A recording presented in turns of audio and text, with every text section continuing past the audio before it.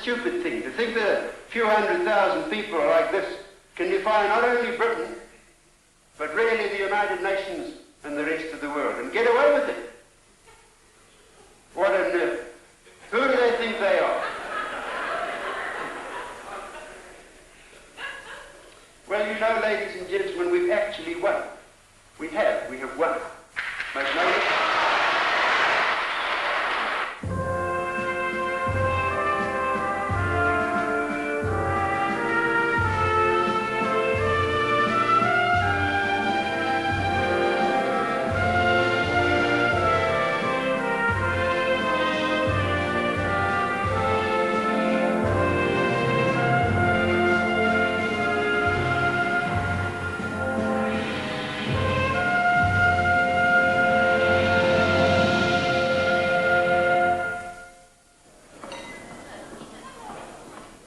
By 1964, independence under black rule had been conceded for all Britain's African colonies, except one. In southern Rhodesia, 200,000 white settlers still ruled the colony's 3 million blacks, and were determined to keep it that way.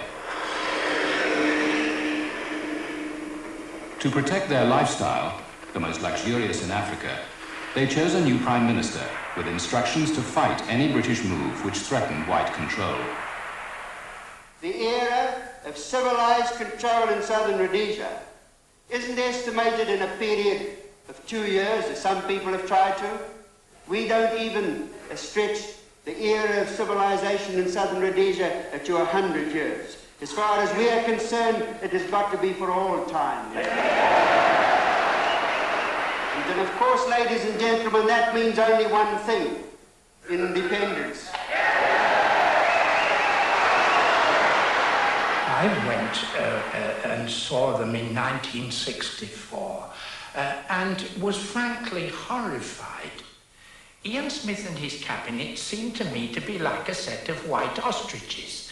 Nothing that I or Harold Wilson or anybody else said to them made the slightest difference. I said they'd got minds like Polaroid sunglasses. Only welcome information penetrated. Anything unwelcome simply didn't get through. Smith refused independence on his terms, resolved to seize it by a unilateral declaration of independence. His security advisors told him UDI would be too dangerous. In October 1965, he called them to a meeting. Ian Smith in the chair said that it now had to be a political decision. His colleagues would make that decision. We were all to prepare for UDI, but await a favourable opportunity for its implementation. That opportunity came surprisingly within a couple of weeks. The British Prime Minister arrived in Salisbury, desperate to find some compromise to avoid UDI.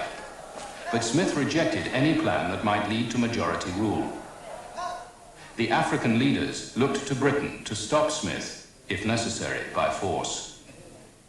I've had to tell them that their demand for Britain to attempt to settle all Rhodesia's constitutional problems with a military invasion, this demand is out.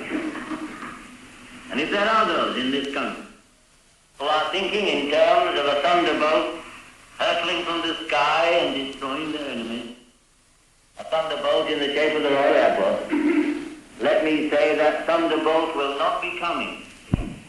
I think it was insane. I simply cannot understand the Prime Minister letting Ian Smith know that we wouldn't intervene by force, because in a situation where you've so few cards in your hand, you mustn't tell the other side that you have no cards. This, in effect, gave the Rhodesian government their opportunity. Because, if I remember, it was within a matter of hours that the Rhodesian cabinet met on the 1st of November and confirmed the decision to go for UDI.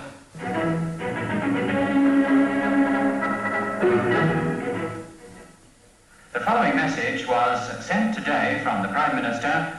I remind everyone in the services that first and foremost he is the servant of Rhodesia, its country and of its government. the British government will not hesitate to employ every device, legal or otherwise, that occurs to them to sow doubts in the minds of civil servants, members of the armed forces and of the prison service, and to detach these services from their loyalty to the government and to Rhodesia itself. Only Rhodesia could have dared a UDI. In other colonies, the British authorities could quell a settler rebellion, but Rhodesia was unique. They had their own police, civil service, and armed forces under the settlers' control. The only way Britain could stop UDI was by military invasion. But Harold Wilson had a parliamentary majority of only one, and a general election was coming. He feared the reaction of his electorate. An invasion could lead to a long and bloody war with their Rhodesian kith and kin. He asked his civil servants to come up with something else. We civil servants sat in our bath, and the only thing we could come up with was some middle course between the extreme of doing nothing, which Harold Wilson obviously wouldn't have, and the extreme of using force, unacceptable for many reasons. So all we could think of in the middle was economic sanctions. We believed right from the beginning that sanctions were a farce and that they're not going to work.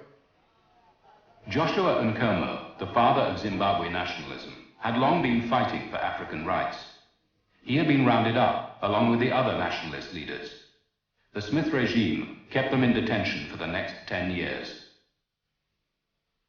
Sitting in detention in our camps in Gonakuzingwa, where the railway line passed a few meters away from our gate, we could see the tankers go past from Lorenzo Max. And as we had said to Mr. Wilson when he said the sanctions were the trump card, and we said we did not believe there could be a sufficient trump card when Wilson himself had said nothing was going to be done to any petroleum products coming from South Africa. We were worried for, I suppose, a month or so, uncertain. But nothing terrible happened. In fact, it was a little better than we had expected. And then it gradually got better, not worse. We became industrially self-sufficient. We developed a much broader base to our whole economy and our industry. It was a shot in the arm. Sanctions failed to bring the rebels to their knees. Black Commonwealth leaders demanded action. Wilson, still determined not to use force, pursued Smith on land and on sea. He pleaded with him to promise the blacks majority rule, so Britain could recognize white Rhodesia's independence and shed this thankless responsibility.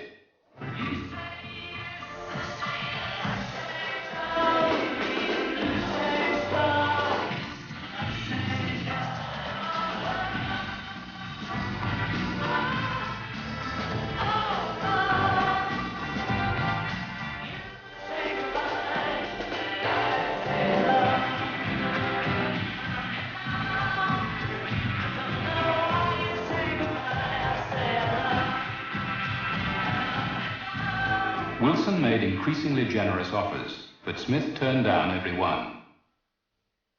In 1971, after 6 years of UDI, the new Conservative government went even further. Smith signed a deal with Sir Alec Douglas Hume. They agreed to remove some discrimination against Africans, but leave the whites in charge of the timetable for majority rule. Smith would go on ruling the country, and Britain would be shot of it. What do you think the Africans will think of the settlement? I think they're the happiest Africans in the world. You think they'll approve of this settlement? Yeah.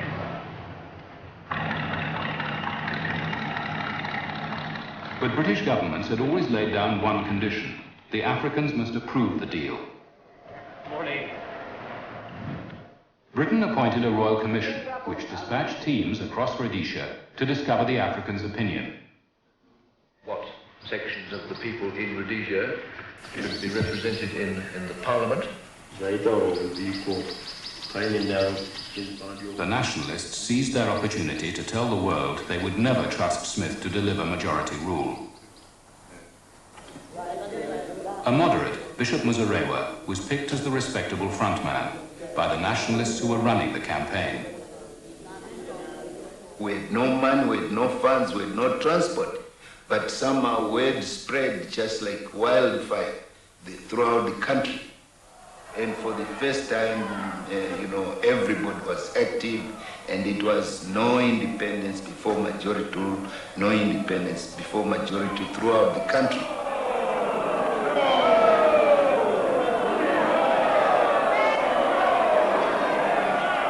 There will be no mistake in their report that this was a very unanimous and definite no from us.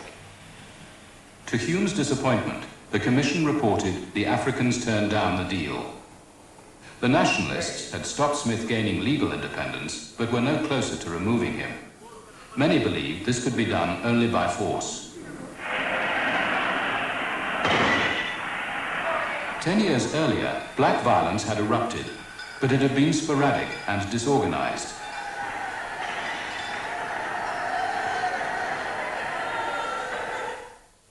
A group of nationalists, including Robert Mugabe, unhappy with Nkomo's leadership, broke away to form a new party, ZANU. In 1964, they declared war on the Smith regime. Both parties sent guerrilla cadres abroad for training, but for 10 years, they had little impact. We were then in detention, and as these cadres returned from training, there was no real base within the country for them to operate. We hadn't actually prepared the people for the armed struggle. And now for them to entertain guerrillas who were armed was quite a new experience and a frightful one. And so as these cadres returned, having walked long distances from Zambia, they fell just into the hands of the security forces, and they just came to surrender. Our intelligence was so good at that stage that we knew who was coming, where they were likely to be going. We frequently knew the date in advance and the place of crossing. We accounted for any number of groups in that period. Some disappeared without trace because that was the nature of the terrorist war at that stage. Our success rate was as near as damn it 100%. The villagers believed the guerrillas had little chance against the superior forces of the Smith regime and frequently informed on them. The ZANU leadership realized they needed to change tactics. They turned to the teachings of Mao Zedong. The Chinese instructors in the various camps in Tanzania were educating and instructing our cadres and using the Maoist approach that you must use the people. And amongst the people, you are like a fish in water. Outside the people, without them, you're like a fish outside water.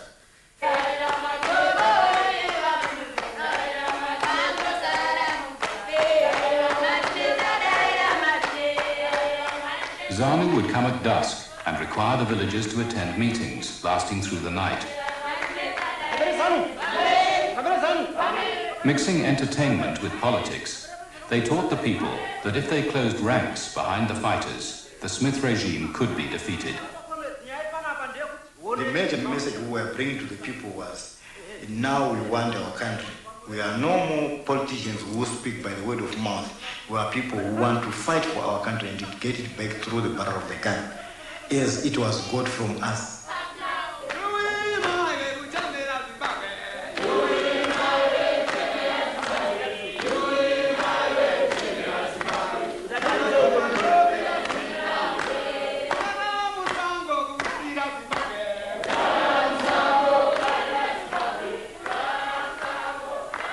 Our sources of information began to dry up. A new pattern emerged. We were reacting to guerrilla activity more than in a position to preempt it or do something about it in advance. The Rhodesians were taken by surprise when just before Christmas 1972, the guerrillas launched a series of attacks on isolated farms. Over the next 5 years, the war spread throughout the country as thousands of guerrillas infiltrated. Rhodesia had been protected by its white neighbors, South Africa and Mozambique, leaving Zambia the guerrillas' only route in. When the Portuguese left Mozambique, the whole of Rhodesia became vulnerable to attack from the east. With Nkomo's forces still infiltrating from Zambia and Mugabe's now coming from Mozambique, the Rhodesian security forces had over 1,000 miles of border to guard. They could no longer stop the guerrillas coming.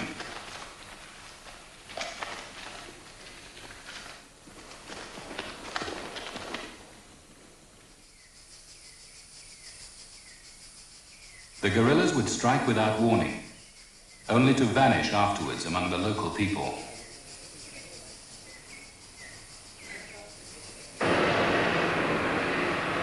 Using anti-terrorist techniques learned fighting with the British in Malaya and Kenya, the Rhodesian security forces hit hard at villages suspected of sheltering guerrillas.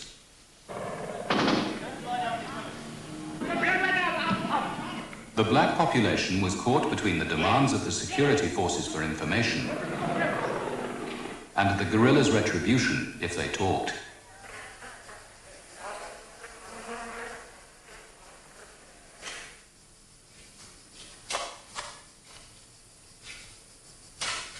We don't think Rhodesia's about to collapse? No, I don't think so at all. I don't know why we should think that at all. We've had no indication that there's going to be any fear of Rhodesia collapsing. What about the war that's going on? Don't you notice the war? Yes, I've got a son in the war. But doesn't that make a difference to you? No, I don't like the war. It's the one part I don't like, but it's essential. They ought to have known that we were losing. Because of the effects of propaganda in the country, it probably wasn't fully enough appreciated by the bulk of the whites that we had now moved into that not only no-win situation, but losing situation. The guerrilla war had accomplished what British diplomacy had failed to. The Smith regime was now ready to bring blacks into government, but not Mugabe. Released from detention, he fled across the border to ZANU's guerrilla base in Mozambique and joined forces with Nkomo in an uneasy alliance called the Patriotic Front.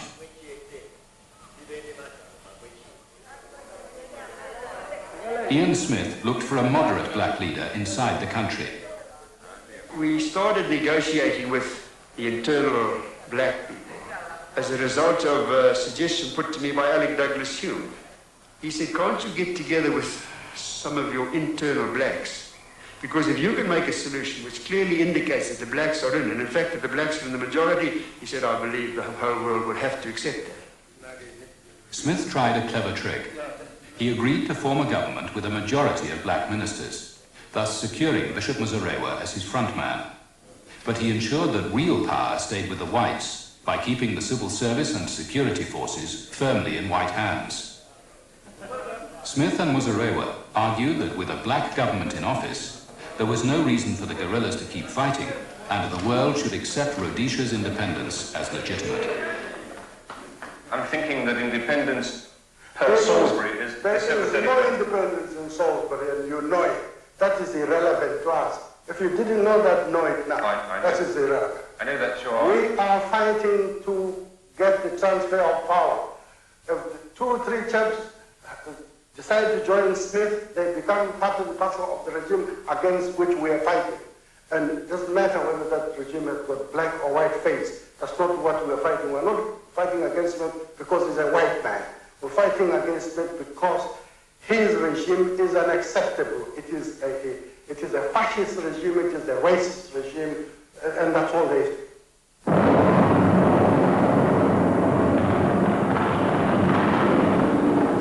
Responded to the call to lay down their arms by bringing the war to the heart of Salisbury.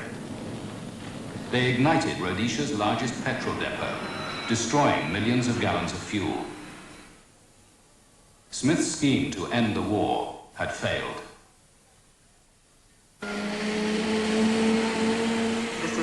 Province of Zimbabwe, Rhodesia. The time is 9 o'clock. In Rhodesia, the illegal regime had adopted the name Zimbabwe Rhodesia. In April 1979, Smith held the country's first majority rule election. Bishop Muzorewa succeeded him as Prime Minister, but the regime remained an international outcast. They had only one hope left.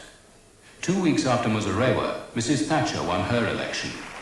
If she recognized Muzorewa's government, Rhodesia would be legally independent. No one questions that there is a majority of black Rhodesians in Parliament, a majority of black ministers in the Cabinet, and a black Prime Minister. Now, starting from that basis, we believe that there is a possibility of getting some agreement on going forward. And I would say this very, very firmly. Unfortunately, there is still terrorism operating. But we must make certain that the bullet does not beat the ballot. Mrs. Thatcher seemed set on recognizing the Muzorewa regime, but her Foreign Secretary was not enthusiastic. In my judgment, that would have been really disastrous. I mean, I don't think we'd have been driven to it, but what would have happened would be that the war would have intensified. I think you would have found that the Soviet Union would have become infinitely more involved, and I think the Commonwealth would have broken up. I think there might very well have been sanctions against Britain in the United Nations. We shouldn't have had a friend in Europe. I mean, it's idle to deny that there were differences of opinion in the Conservative Party about what the right thing to do was. And so it took a bit of time to get ourselves sorted out. 3 months after the election, at the Commonwealth Summit in Lusaka, Britain announced that after years on the sidelines, she was going to take centre stage. Mrs. Thatcher backed away from recognising the Muzorewa government. Instead, she offered the Patriotic Front guerrillas, whom previously she had labelled terrorists, an equal place with the Muzorewa government at a conference in London. Mrs. Thatcher's U-turn infuriated the Conservative right wing. They mobilised for attack at the annual party conference in Blackpool. I must say, I went up to Blackpool. There's a certain amount of trepidation, hang carrying some banners and the hall filled up all during lunch. There must have seats be had. Everybody forecast there was going to be blood on the floor, and it was going to be mine. We all want peace in Rhodesia, but not peace at any price.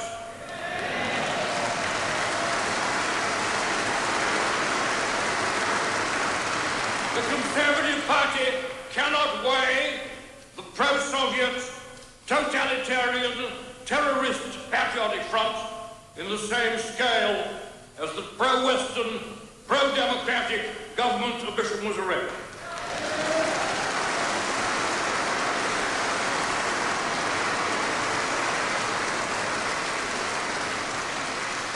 I ask you to face the facts. So long as the British government supports sanctions and continues sanctions, we are supporting the Patriotic Front, and we are supporting the drive of Soviet imperialism in Africa.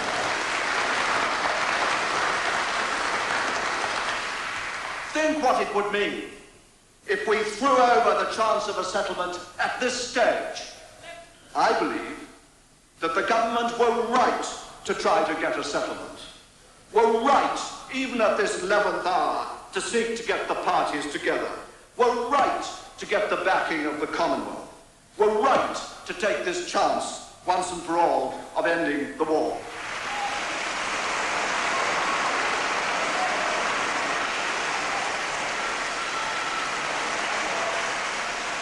I give you my word that it will not be the fault of this government if we fail. Lord Carrington and Mrs. Thatcher carried their party, but their biggest problem still remained. When the Lancaster House Conference opened on the 10th of September 1979, the Rhodesian War came to London. With diplomacy their only weapon, the British hoped they could bluff each side into believing it would form the government of independent Zimbabwe. Bishop Muzorewa came to Lancaster House because it was his only way to win legal recognition. It was not clear he was in charge of his team. His colleague, Ian Smith, had outwitted the British before. The Rhodesians hoped the PF would walk out, leaving Carrington no option but to settle with them. Patriotic Front leader Joshua Nkomo hoped a deal could be reached, leading to fresh elections, which he believed he would win. He was reluctantly accompanied by his partner Robert Mugabe, who thought victory in war more likely than the conference to bring his party to power. Our position is that we are the genuine and authentic representatives of the people of Zimbabwe. And we haven't acquired that title by some monkey tricks. It's been by dying in battle. And we have that obligation. Some of us see mass graves as we sit in that conference. Everybody viewed it, the conference, with the greatest possible distrust. I mean, and me. I hated every minute of it. It was an appalling, nerve-wracking business, because the consequences of it going wrong, I mean, not just for the people who were fighting the war, not just because of that, but I mean the consequences to Britain and British policy were really rather frightening. Carrington wanted a British governor in charge while new elections were held. But first, he had to get Muzorewa to stand down. The bishop had sent for me sometime after midnight. It was about 2 o'clock in the morning, I think, that I arrived to find him in his bedroom in what I would describe as a prayerful mood. Fortunately, he didn't ask me to get down and pray with him, though he had done on other occasions. He was worried that, as he put it, he was on the horns of a dilemma. Whether to accept now what the British were proposing, which was in effect that he should stand down as Prime Minister and accept a British governor during the elections. We discussed it, and neither of us could think of any precedent in the history of Africa where any African leader had relinquished power and ever been able to recover it. Well, to be honest and frank, I did not like it, thinking humanly. But after some thought and prayer overnight, I decided to step down. The Bishop Muzorewa told us that he had made the decision based on political intelligence and his own understanding of what the British had in mind for him and for the country, that he was looking to the Foreign Office in Britain and to God to see him right, which perhaps was expecting a little bit too much from two such unlikely collaborators. I could see through the Lancaster House agreement early on. I remember telling them, Carrington as well, that that constitution they were trying to sell us would give us a PF government. At that time, remember, Mugabe and Nkomo were together. They accused me of being an alarmist. This was the talk in the corridors. I remember Lord Carrington saying to me, "But my dear Mr. Smith, the whole thing has been planned to ensure that that will not take place." Smith, unable to persuade the Salisbury delegation to heed his warning, left for home. He was succeeded as the figure the White Rhodesians relied on to safeguard their interests by General Walls. Suspicious of Foreign Office assurances, he sought a meeting with Mrs. Thatcher. She said certain things to me which made me think that the kind of political solution for which we had always hoped, non-racial, multi-interest, anti-Marxist, that kind of political solution was going to triumph. And unhappy though we may have been, one had to accept those assurances that that was the general flow, the way it was going to work. Having secured the Salisbury delegation's agreement, Carrington tried to make the PF follow suit.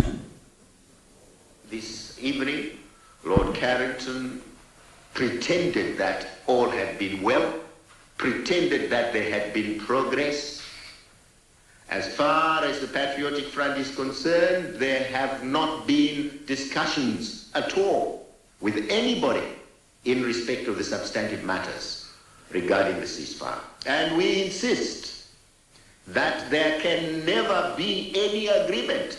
This is just rubbish, absolute rubbish. Nobody will take cognizance of it. With our government's acceptance of the British proposals, I believe there's a way open for a fairly quick return to normality as far as the political scene is concerned. But with or without the Patriotic Front?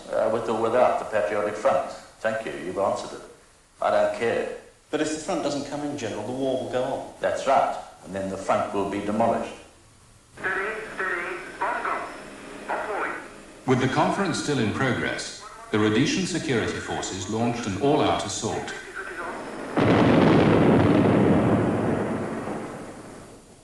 They unleashed destruction on both Zambia and Mozambique in a final attempt to demolish the Patriotic Front.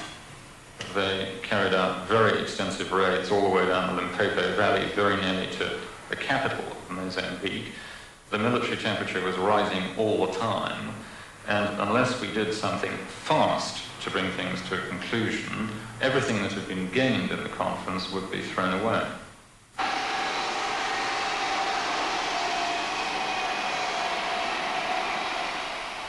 Carrington and Mrs. Thatcher took an enormous risk. They sent Lord Soames out as governor, even though no ceasefire had been agreed. Carrington gambled that if he moved forward with Muzorewa's government, the PF would not want to be left out. For the first time in its history, Rhodesia was ruled by a British governor alone. His only warm welcome was from a small group of loyalists outside Government House.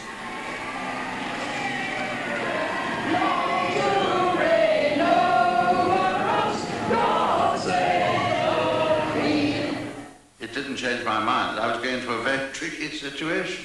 Didn't alter that. And of course the fact that I was arriving before Lancaster House was finished made it a lot harder.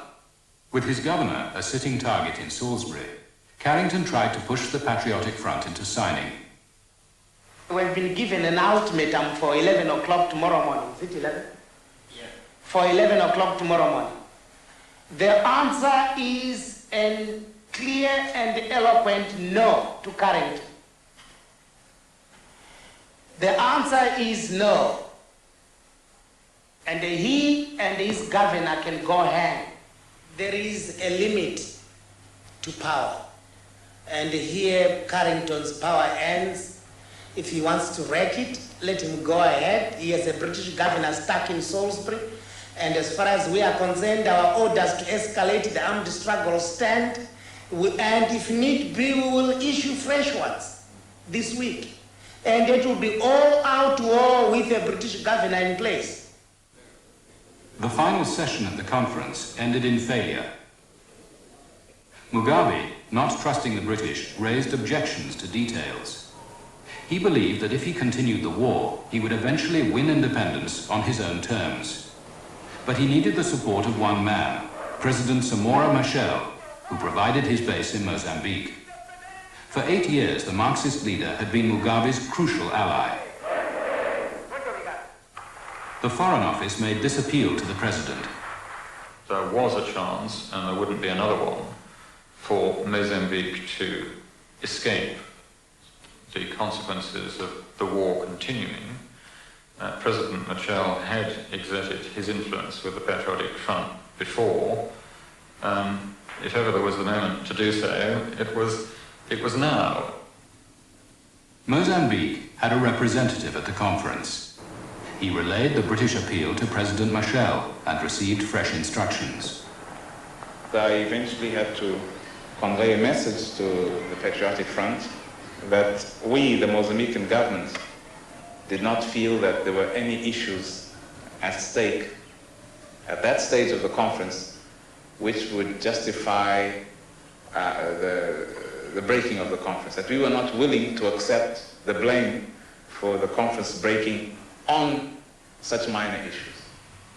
And I think it was a way of assuring the Zimbabweans, of assuring Mugabe and Nkomo that they could take this plunge. We were with them for that plunge. But if they did not take the plunge, then things were not going to be as they had been before. Machel's message arrived as Mugabe was leaving London to take his case to the United Nations. He abandoned his flight and accepted the agreement. Yes, even as I signed the document, I was not a happy man at all. I felt we had been cheated to some extent, that we had agreed to a deal which would, to some extent, rob us of the victory we had hoped we would achieve in the field. O que nos levou, em breve, é que a Magna Igreja é corajosa. Não tem vergonha de ler as páginas da história, enquanto outros governos não. Eles poderiam perguntar por que apoiam uma senhora que é do conservador, mas quando tem a razão e quando tem a força para isso, quando tem a razão e quando tem a força para isso, nós apoiamos. E já resolveu o problema rhodesiano. Portanto, não falhamos.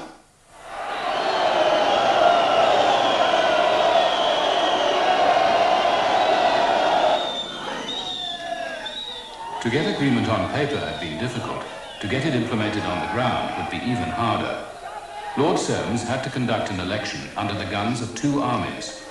He had to rely on one, the Rhodesian security forces, to keep order, with no way to make them obey. I didn't have command as commander-in-chief of the forces over the security forces that a governor would normally expect to have. I mean, I had to persuade and cajole and carry along and just interfere where I thought it was all right to interfere and sometimes close my eyes to what I would normally have liked to interfere with if I felt I'd really had the power so to do. The governor's only troops were a few hundred lightly armed Commonwealth soldiers, waiting in 16 remote assembly points to which the guerrilla commanders had promised their men would come.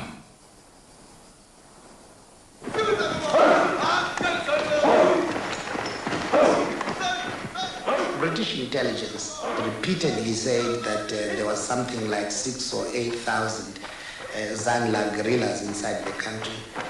But when we were now asked to declare how many guerrillas we had, we chose to declare 20,000. If everybody thought we had 8,000 and they were willing to deliver 20, then clearly we didn't have anybody else left. In fact, we had a very large army left who remained as political commissars in the country, just simply to assure that we would win the election.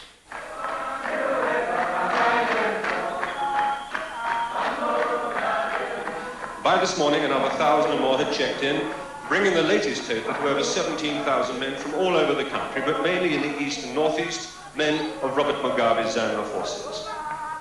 As of this time, the numbers now exceed both British and Rhodesian estimates of how many nationalist guerrillas there are inside the country. The Rhodesians are claiming that many of those coming forward are women and children, quickly recruited to boost PF numbers.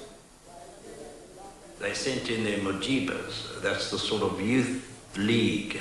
They sent them in with a few anti-eaten old muskets and a few rusty old weapons that couldn't possibly have been the terrorist weapons and equipment. And meantime, the terrorists themselves mingled with the population and made damn certain which way they were going to vote in the forthcoming election.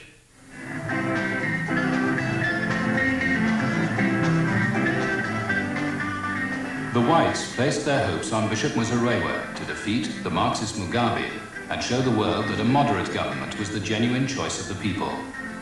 He launched an extravagant campaign under the slogan, "I have achieved the peace, back me, I'm the winner."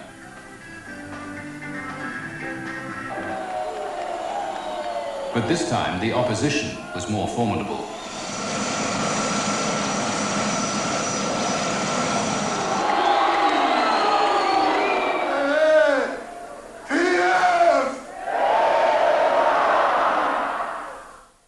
The Patriotic Front were no longer a united team, and Nkomo kept the title PF for his own party.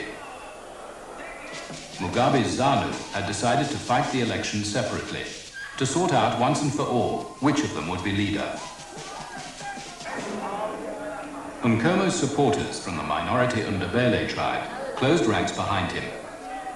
Soon they began to complain of intimidation. To say intimidation is to put it very low. It was not just intimidation, we lost people.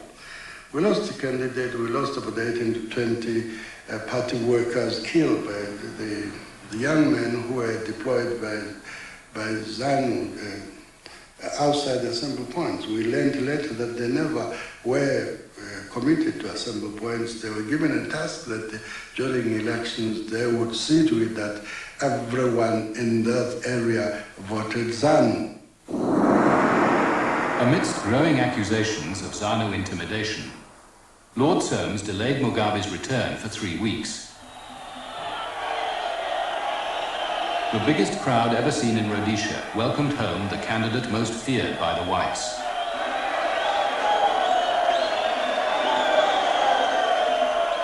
We are the party that fought against the rebellion, the party that fought for legitimacy. We made it possible for Lord Soames to come to Salisbury as governor. But today we have become Lord Soames' #1 enemy. I had the same picture that everybody had, that he was something of a Marxist ogre, and that he was still trying to look at you and all that, and that he was, in quotes, a bad man. I mean, that was the image that he carried. I want to see the freest and the fairest elections possible in this country, with as many political parties who want to take part in it. But intimidation is rife, violence is rife, and I've got to do everything that I can to minimize this. And hence my ordinance yesterday. Lord Soames gave himself the legal power to ban any party guilty of intimidation. I should warn that should he use those powers to ban ZANU from participating in election, then ZANU would hold itself absolved completely from the commitment to the Lancaster House Agreement. I'm saying, Lord Soames, choose, is it war or peace? It was really the most important decision, I think, which I had to take throughout the whole of the 2 months leading up to the election. Lord Soames knew that his men in the assembly camps were virtual hostages to thousands of guerrillas tensed for action if he decided to ban ZANU. But the Rhodesian security forces had the power to seize control if they didn't get their way, and they wanted Mugabe banned. There were quite enough people who didn't think like we thought and were prepared to do almost anything to keep Rhodesia under white control.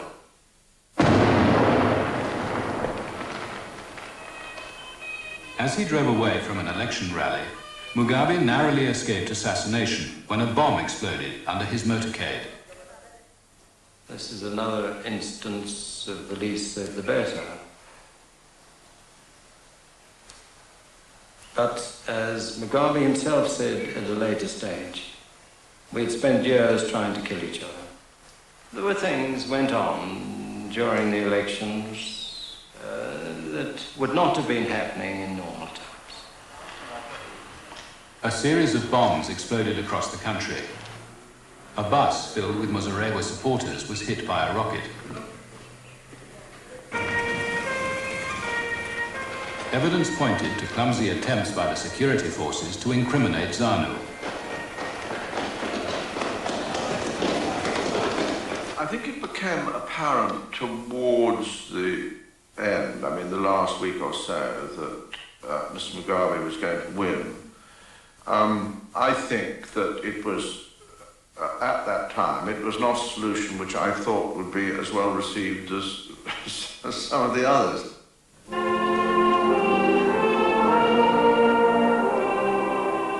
some of the governor's Foreign Office officials advised him to ban ZANU in a few areas of high intimidation. This should take enough seats from Mugabe to stop him coming to power. We got word from within Lord Solmes's team that there was a group which wanted us banned. But Lord Solmes was said to be resisting this. Among my staff, there was a difference of view here, a perfectly understandable and acceptable difference of view, but I had to take the decision. I believed he was going to win anyhow. And I used to say, well, you must remember, this is Africa, this isn't little Puddleton in the marsh. And they behave differently, and they think nothing of sticking 10 poles up each other's whatnot, you know, and doing filthy, beastly things to each other. It does happen, I'm afraid. It's a very wild thing in an election. Lord Solmes decided that a partial ban was not worth the risk, because Mugabe was heading for a landslide victory. As polling day dawned, it became clear he was right. Well, I think we realised then that what we predicted all along had come to pass. The massive intimidation had had its intended effect. And there was no way this was going to be a free and fair election. There was no way that a political solution which any anti-Marxist people could favour could flow from it. I suppose of all the times that was the most dangerous, and the most dangerous thing, I suppose, was a coup, a white coup, and this was very much, I know, in Lord Solmes's mind during the whole of this period. On Sunday the 2nd of March, while the votes were being counted, General Walls, still in control of the army, summoned the governor's top officials to Rhodesian Security Forces headquarters. We reminded the governor's staff of the terms of the agreement, and we asked that the elections be set aside, declared not free and fair.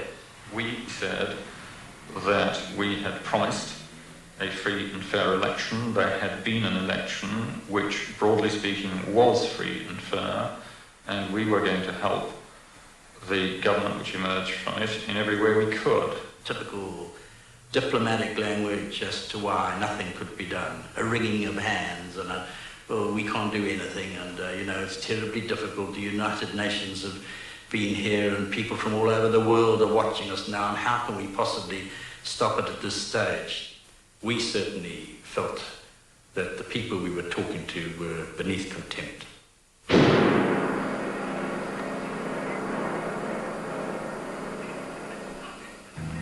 It was a very tense meeting, but there were people who realised fully, and in fact I believe that Walls also realised, that any imprudent action would result in real disaster for the white community. When push came to shove, Walls took the right decision right the way down the line, including deciding that he would not support a coup at the end, and there was much pressure, I have no doubt, put on him for that. Finally, I will recap on the results and the state of the parties. ZANU-PF, 57 seats. The Patriotic Front, 20 seats. The UANC, 3 seats.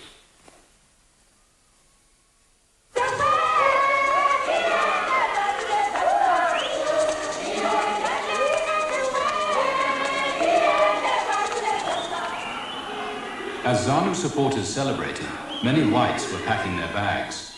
Mugabe had to do something to reassure them. He flew to Mozambique to consult President Samora Machel. Samora felt we should also include Ian Smith in the government, but we said, okay, we'll think about that one. So as to kind of avoid any possible rift in the unity of the nation. But when we went to President Nyerere said, oh no, Ian Smith, of course not. We couldn't go that far, but we felt that we should include some whites in the government. The governor, now working closely with his prime minister, also advised reconciliation. Mugabe should meet the general he had been fighting for 7 years and invite him to stay on as his commander. During the course of the discussion, I said to him, but how can I, as an avowed anti-Marxist, work for a person like you? And he said, well, you must know, General, that the teachings of Karl Marx are identical to those of Jesus Christ. And I said, I can't possibly accept that, but I can't argue with you on an intellectual thing like that now. General Walls agreed to serve independent Zimbabwe. Here, as throughout the empire, once British rule was over, the whites who stayed on continued to prosper. It was the minorities at odds with the new regimes who suffered most from the end of the British Empire.